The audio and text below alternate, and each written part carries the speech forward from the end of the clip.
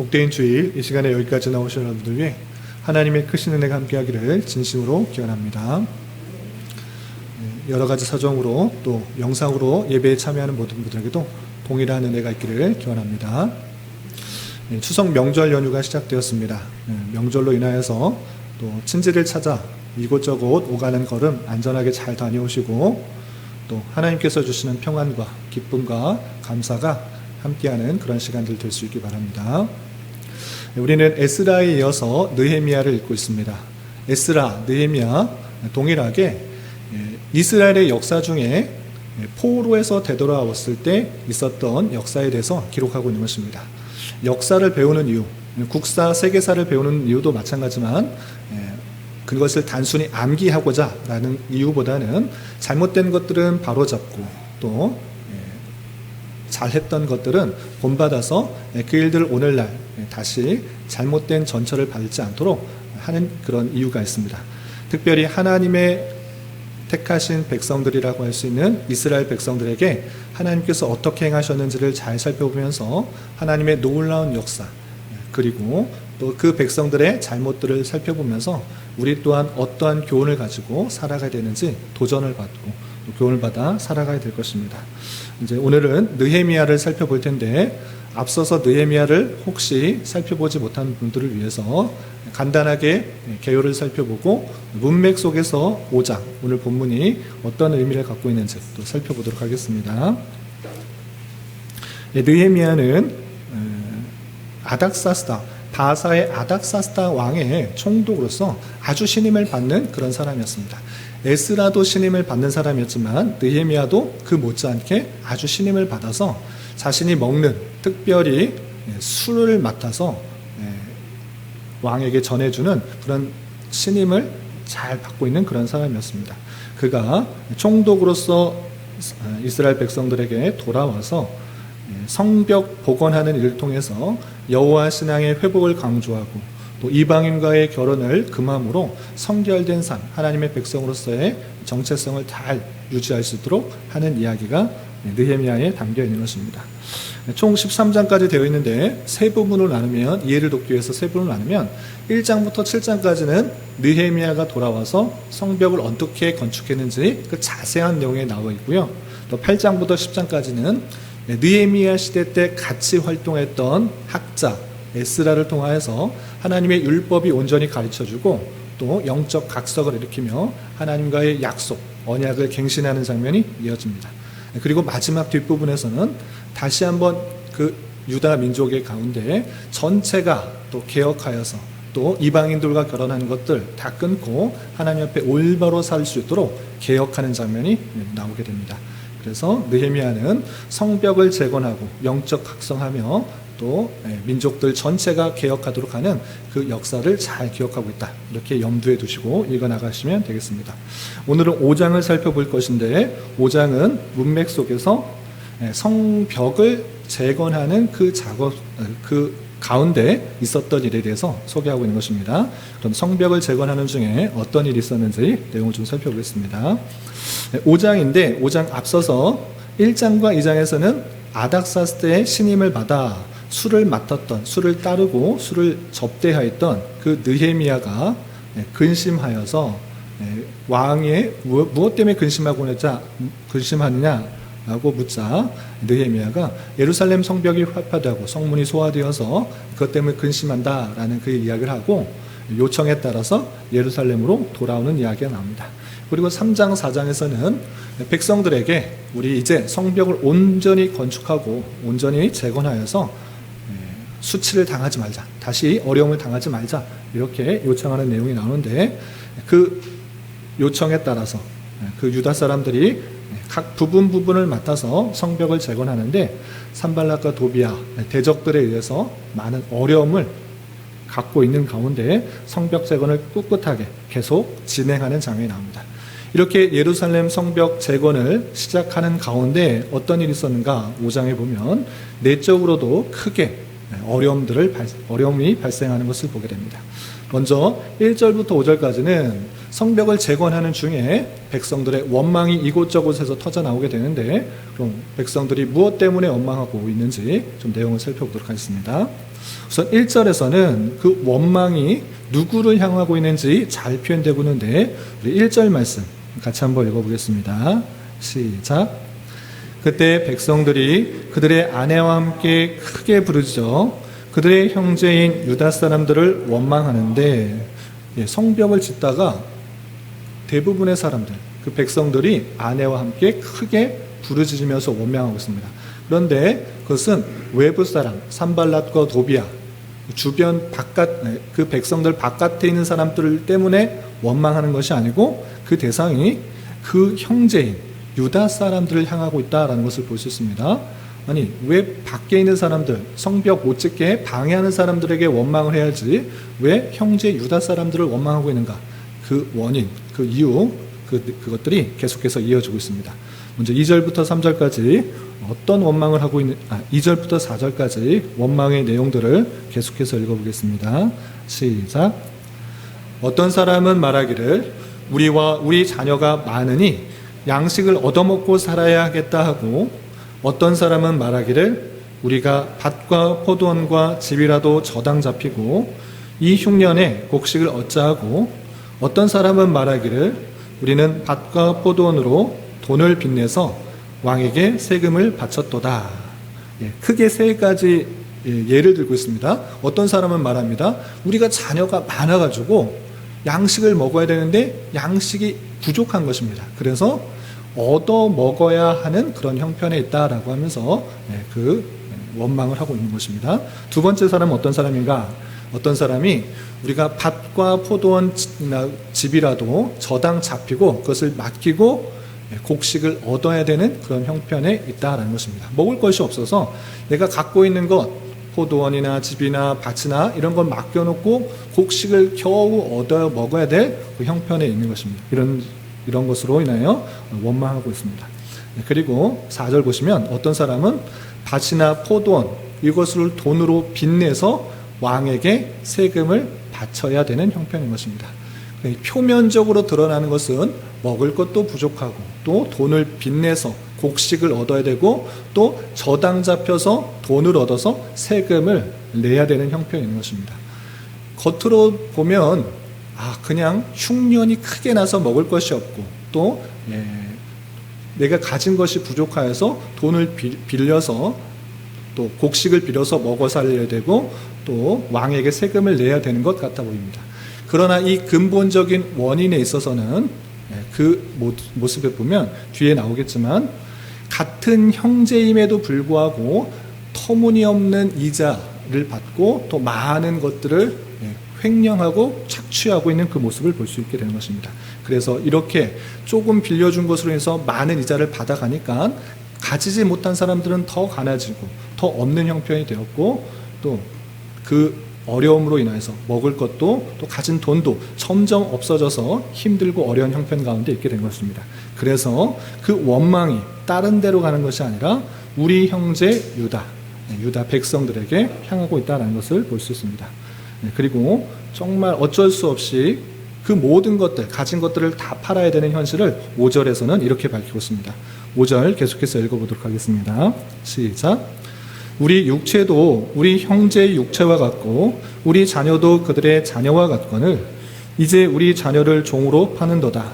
우리 딸 중에 벌써 종된 자가 있고 우리의 밭과 포도원이 이미 남의 것이 되었으나 우리에게는 아무런 힘이 없도다 하더라. 하면서 표면적으로 드러나는 것은 큰 흉년이 나고 또 가진 것들이 없어서 어려움에 처해서 원망하는 것 같아 보이지만 그것이 궁극적으로 누구로 향해 있는가라고 할 때 우리 형제 유다 백성들라고 하고 있는 것입니다. 그러니까 유다 백성 전체가 못 입고 못 먹고 굶주리고 이렇게 힘든 형편에 있는 것이 아니라 어떤 사람들은 잘 먹고 잘 사는데 어떤 사람들은 더욱더 못 입고 못 먹고 이런 형편 가운데 있는 것입니다. 그래서 심지어 자기의 자녀들을 종으로 팔아서 돈을 얻어야 되는 그 형편 가운데 있다는 것입니다.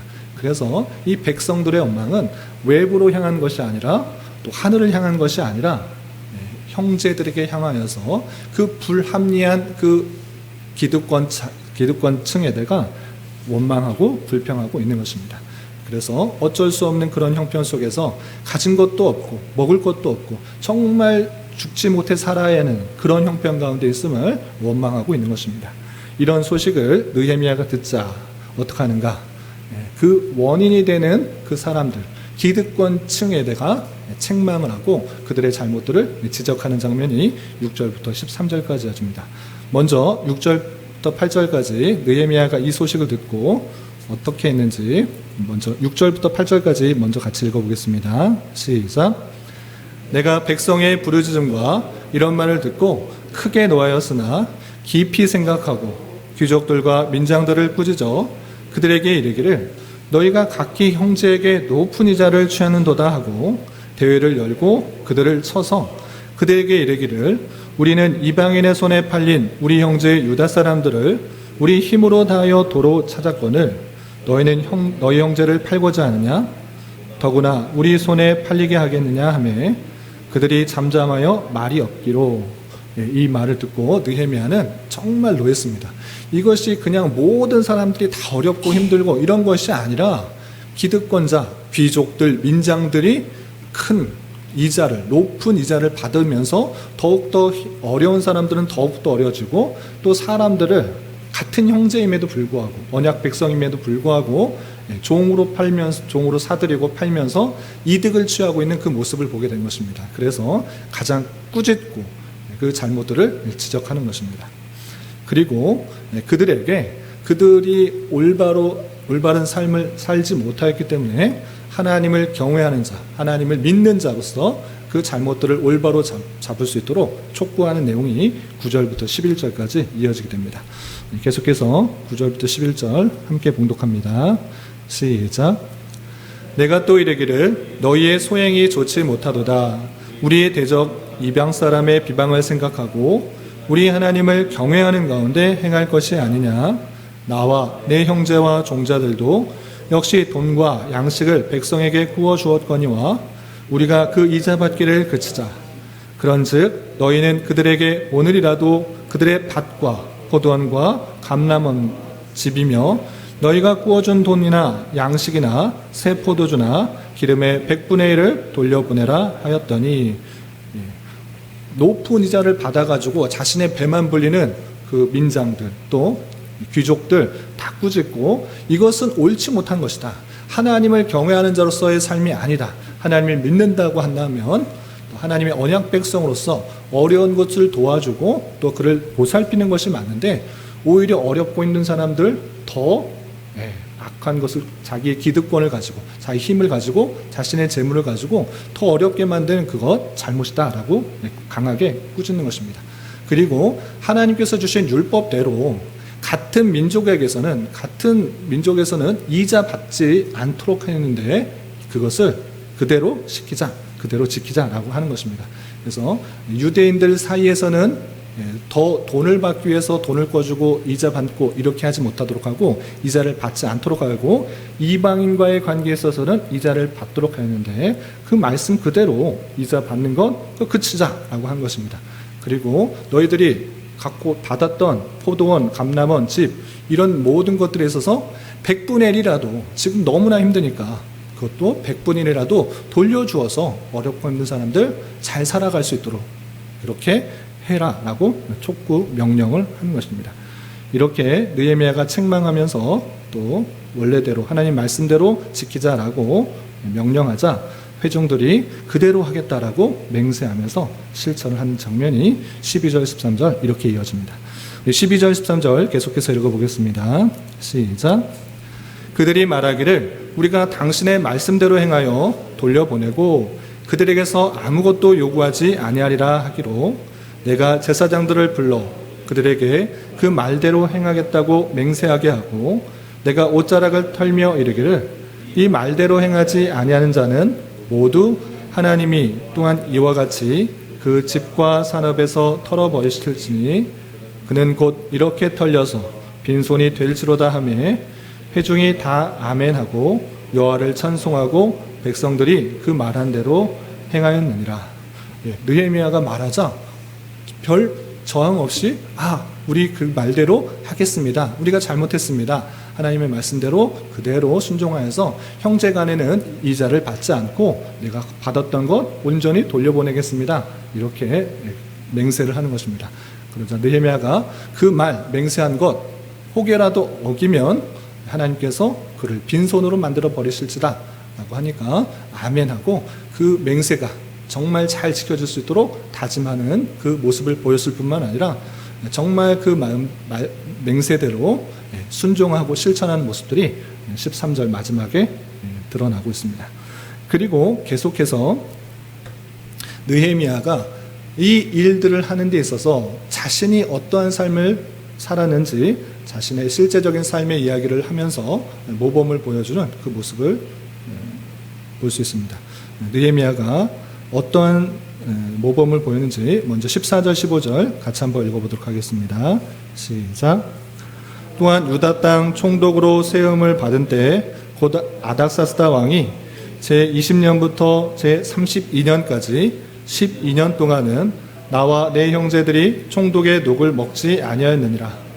나보다 먼저 있었던 총독들은 백성에게서 양식과 포도주와 또 은 40세겔을 그들에게서 빼앗았고 또한 그들의 종자들도 백성을 압제하였으나 나는 하나님을 경외함으로 이같이 행하지 아니하고 그 귀족들, 기득권을 가지고 있는 민장들, 귀족들에게 너 갖고 있다고 해서 약한 사람들 거 다 뺏지 말고 내 모습을 좀 봐라. 나는 지금 12년 동안 총독 생활하고 있는데 총독의 녹, 총독의 보수, 총독의 월급을 받지 않았다라고 표현하고 있는 것입니다.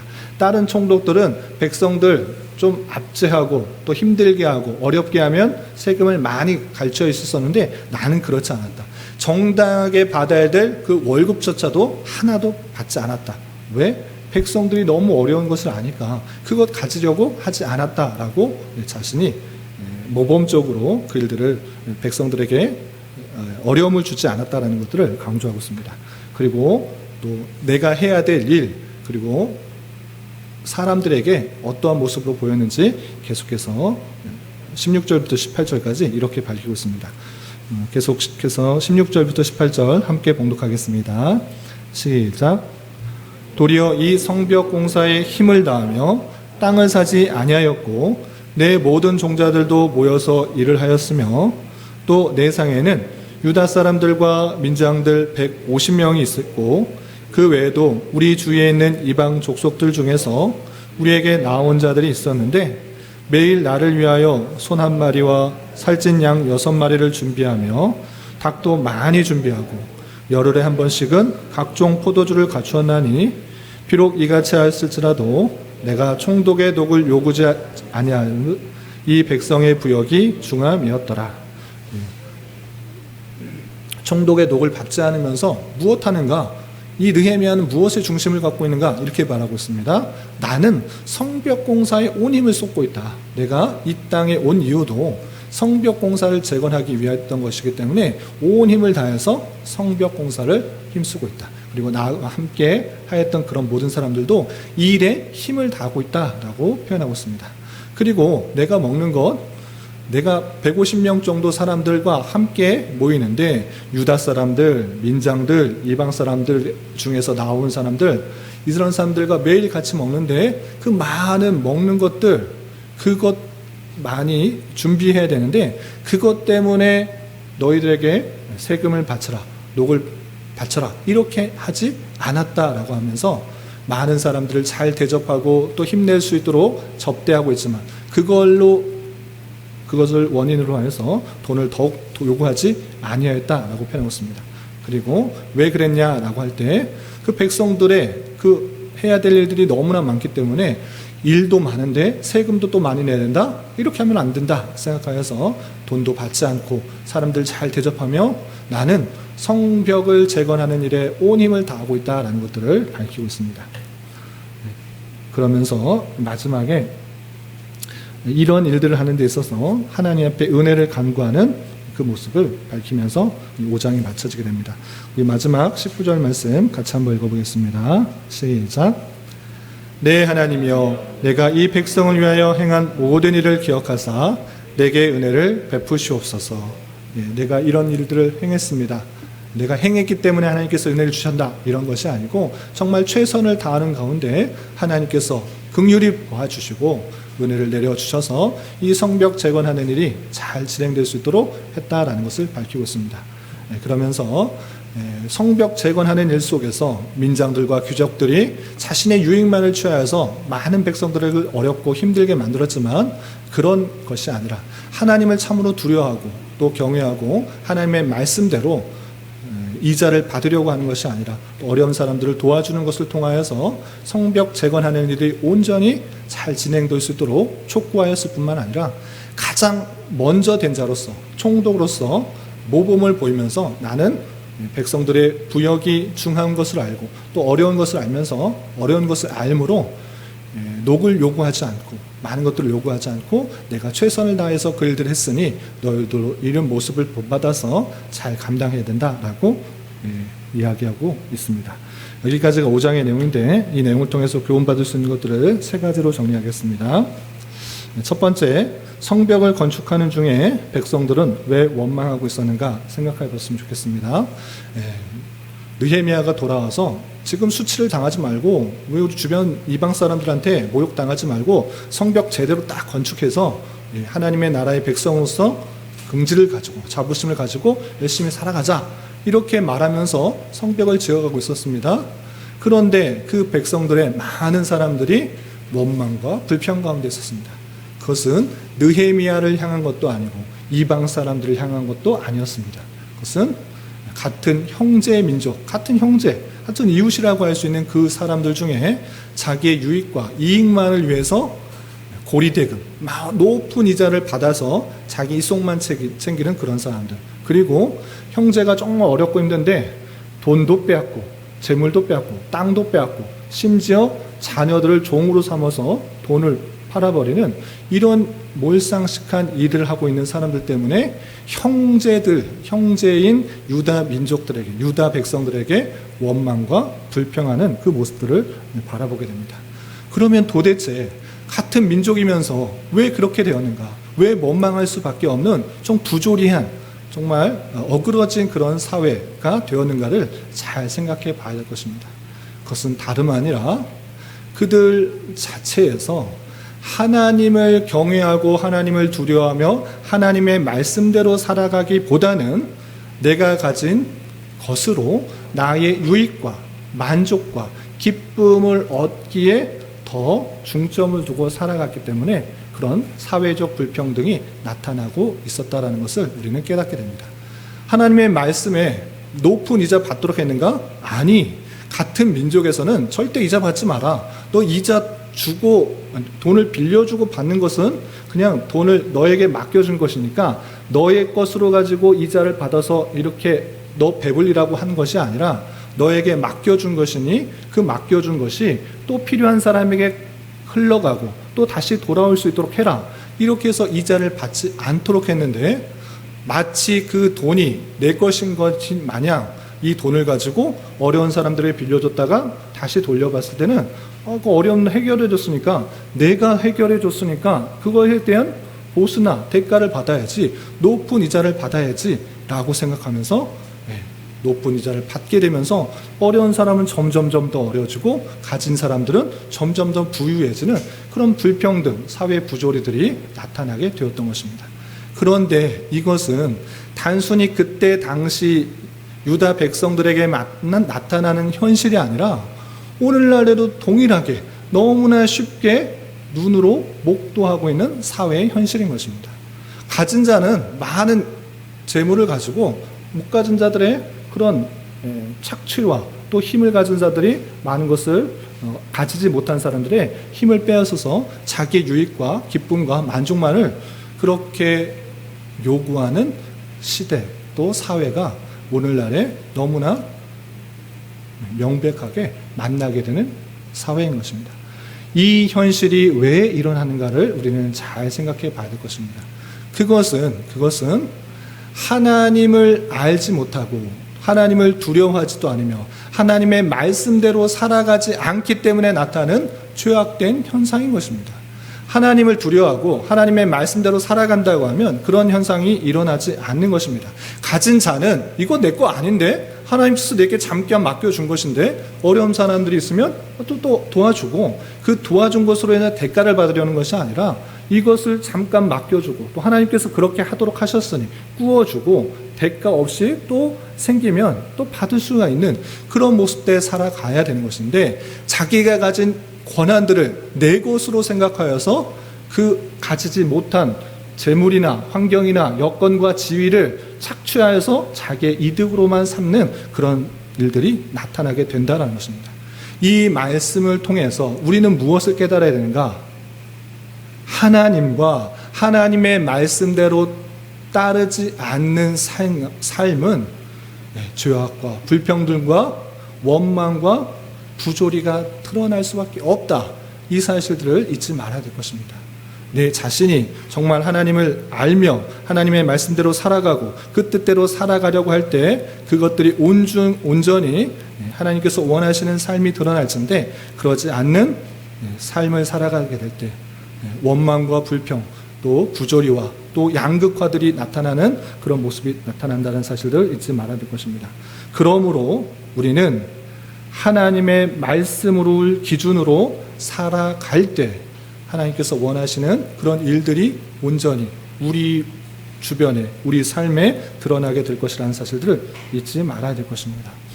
저와 여러분들은 어떠한 삶을 살아가고 있습니까?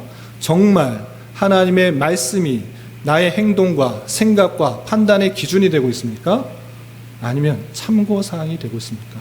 아니면 그냥 하나의 이야기로만 밝혀지고 있는 것입니까? 하나님과 그 말씀을 떠날 때 나타나는 다양한 죄악들, 부조리들, 부패들을 깨달아 하나님의 말씀을 가까이 하며 그 말씀대로 기준으로 하여 살아갈 수 있는 우리가 되어야 될 것입니다. 이런 저와 여러분 되시기를 주님의 이름으로 부탁을 드립니다. 두 번째 생각할 것은 느헤미야는 귀족과 민장들에게 어떻게 했는가 살펴봤으면 좋겠습니다. 느헤미야는 이 소식을 듣고 가장 큰 원인이 되는 귀족들과 민족들을 꾸짖으며 율법에 따라서 같은 언약 백성들에게는 이자받는 것을 그치도록 명령했을 뿐만 아니라 당장이라도 꿔준 돈이나 양식이나 포도주나 기름을 돌려주라고 촉구했고 그리고 그들은 그렇게 하겠다라고 맹세하고 또 실천하는 모습을 볼 수 있었습니다. 그런데 중요한 것은 억지로 그렇게 해야 된다라고 말하기보다는 아주 중요한 표현들이 있습니다. 중요한 표현이 있었습니다. 그것은 무엇이냐? 9절의 표현들처럼 우리 하나님을 경외하는 가운데 행할 것이 아니냐라고 느헤미야는 말했던 것입니다.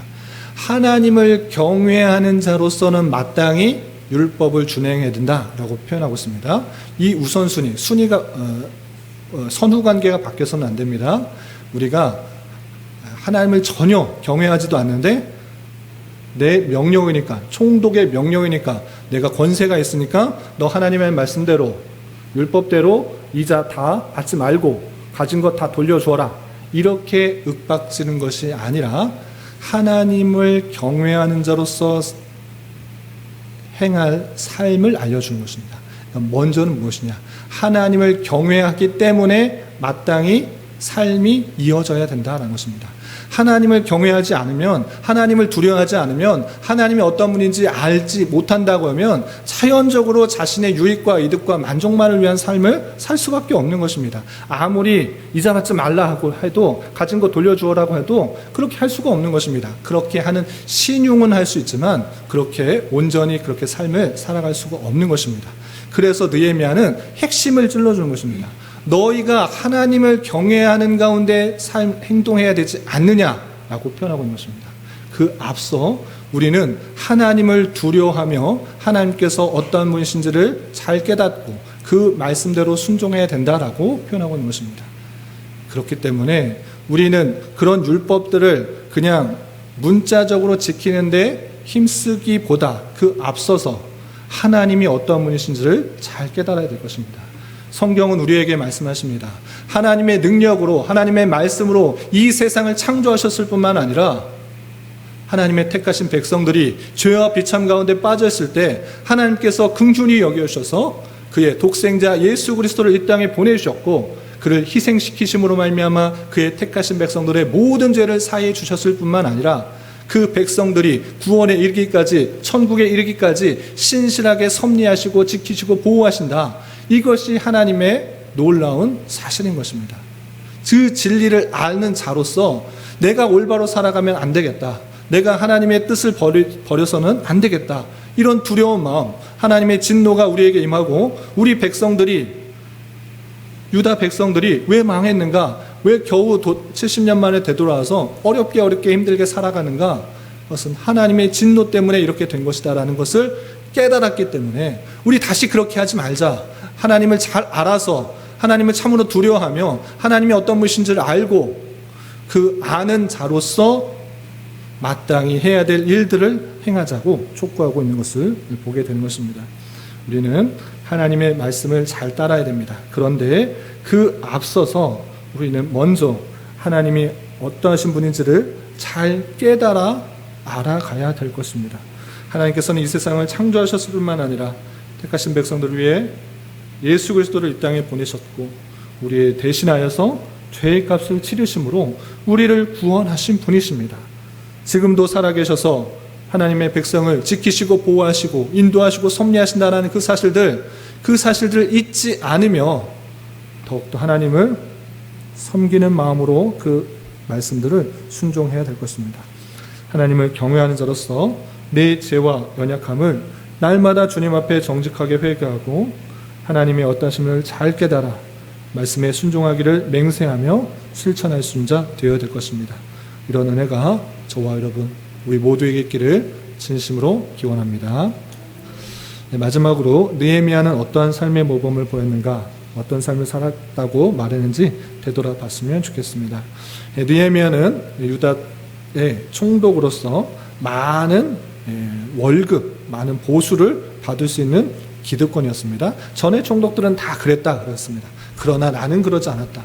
나는 백성들의 지금 부역이 얼마나 힘들고 어려운지도 알고 지금 얼마나 힘들게 살고 있는지를 알아서 나는 12년 동안 총독이 있는 동안 전혀 총독의 녹을 받지 않았다. 보수를 전혀 받지 않았다. 그리고 나는 무엇에 더욱더 힘썼는가? 성벽 공사하는 일에 온 힘을 당하였다. 나와 함께하는 종자들도 그 일에 온 힘을 당하고 내가 지금 좋은 땅 미리 사두고 내 그곳에 살 것이다 라고 그렇게 말하지 않고 온 힘과 정성을 다해서 성벽 건축하는 일, 그리고 나와 함께 식사하는 사람들, 그 사람들을 잘 대접하여서 풍성한 것들을 잘 대접하여서 성벽 공사에 최선을 다하고 있다고 강조하고 있는 것을 보게 됩니다. 이 모습을 통해서 느헤미야는 자신은 그렇게 하지 않으면서 너만 똑바로 해라 이렇게 하지 않았습니다. 자신이 먼저 삶의 모범을 보이면서 그 백성들에게 이렇게 해야 되지 않느냐라고 그렇게 요구했던 것입니다. 삶의 좋은 본을 보여주면서 백성들에게 그 똑같은 모습을 살도록 촉구했던 그 모습을 통해서 우리는 남의 잘못을 지적하기 전에 나의 모습이 어떠한지를 잘 살펴봐야 될 것입니다.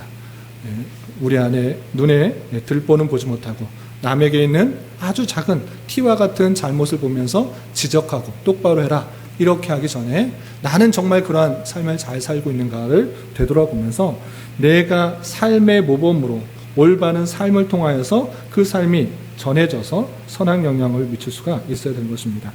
우리는 느헤미야와 같이 총독의 자리에 모두 있지는 않을 것입니다. 그러나 각자 자리에서 주변 사람들에게 영향을 미칠 수가 있는 자리가 있는 것입니다. 가족 안에서나 형제 관계에 있어서나 또 교회 안에 있어서나 또 사회 안에서 직장 안에서 크고 작은 여러 역할들을, 영향력을 미치는 역할들을 우리는 감당하고 있는 것입니다. 그럴 때 내 모습이 정말 선한 영향력을 미치고 있는지 되돌아보면서 느헤미야 같이 삶의 모범으로 그리스도의 향기를 전하고 또 공동체의 덕을 세우기에 힘쓰며 살아가야 될 것입니다. 이런 은혜가 저와 여러분 우리 모두에게 있기를 진심으로 기원합니다. 기도하겠습니다. 하나님 아버지 감사합니다. 오늘 말씀을 통하여 느헤미야가 백성들이 원망하는 이유를 듣고 자신의 삶을 보이며 하나님을 경외하는 삶을 살도록 촉구하는 말씀을 대하였습니다.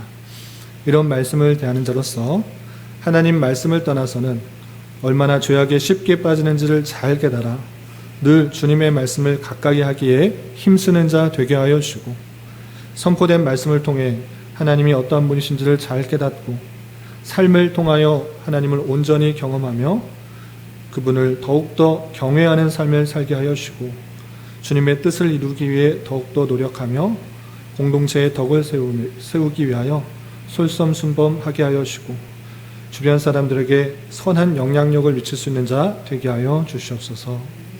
예수님의 이름으로 기도 올리옵나이다. 아멘.